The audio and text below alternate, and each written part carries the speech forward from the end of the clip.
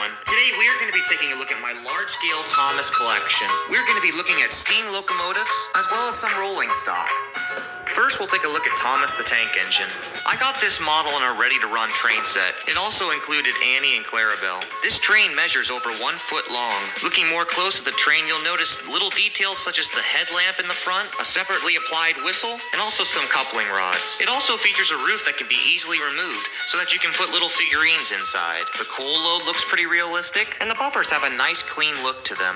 Looking at the face, I have to say it doesn't look half bad. Some people complain because they think the nose is too big, but it doesn't really look that bad in person. Over the years, it does appear that the model has lost some paint, but the model still is in really good shape and it runs very nice. Overall, Thomas is a pretty nice model. Next, we have Percy. Just like Thomas, I got this model in a ready-to-run train set, and it came with the 2 troublesome trucks. Percy features a lot of external details that you won't find on the regular HO model. And the face on this engine is worlds better than the HO Percy. Look how much better the large-scale Percy's face looks compared to the HO. The HO looks atrocious, but the large-scale Percy is a refreshing new look. This model also is about 1 foot long. Next, we'll take a look at Emily. Emily is the largest model train that I own. Now, unfortunately, I don't have Emily's coaches, but that's something that I'd like to get in the future. Fun fact, most Thomas trains that you see in the TV show were based off of real trains from British Railways. This model of Emily did a great job representing the TV show, and it looks great running on your large-scale railway. The tender for this model also has a nice coal load, and Bachmann did a great job putting all the details on the trucks. The face on this model, I don't even think it looks much different compared to the original TV show. It looks basically the same. Now, some of you might disagree with that, but that's just my opinion. What I also really like about this train is the paint job. Like I said before, green is my favorite color, and there's just something about that emerald green that makes this train look so sharp. Now, this model does have some heft to it, so if you have little kids, I would definitely suggest you supervise them when they're running this train. And last but not least, we have Toby.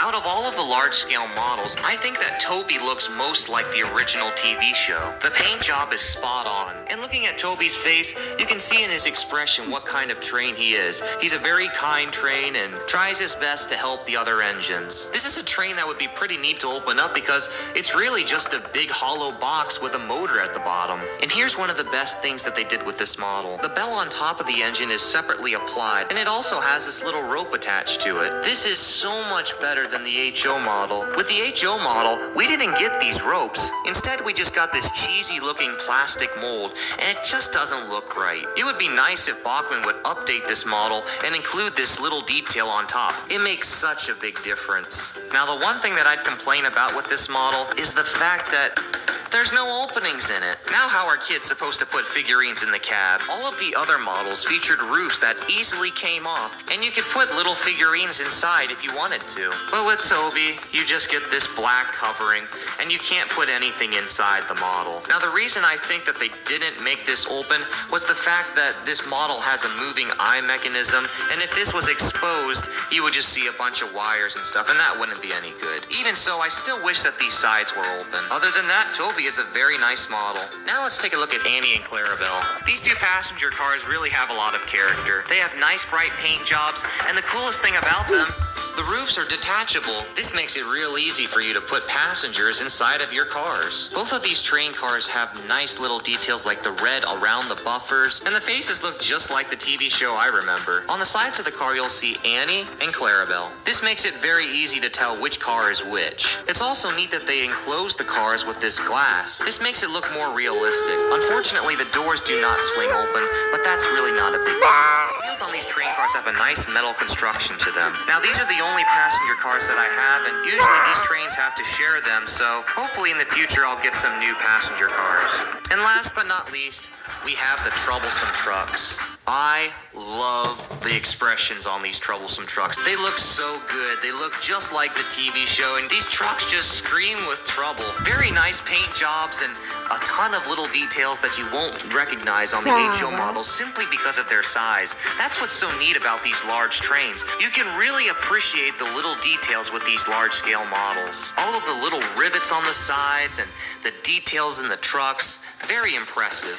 I have absolutely no complaints with these models. And there you have it, guys. This is my entire large-scale Bachmann-Thomas collection. If you're considering purchasing some large-scale Bachmann-Thomas trains, just keep in mind that they are very large pieces and they require a lot of room to make a proper layout. In fact, many people don't even run these trains indoors. Most people run them on garden railways outside. Maybe this winter I'll make a video running these trains out in the snow. Here's a size comparison of the large-scale models compared to the little HO models. HO track measures about 1 inch wide, while large-scale track is about 2 inches wide. I hope that Bachmann continues to make these large-scale models. Hopefully someday we'll have engines like Gordon, Henry, and Edward. That would be really something. Okay guys, so this has been my entire large-scale Bachmann-Thomas collection. Thanks for watching and have a great day.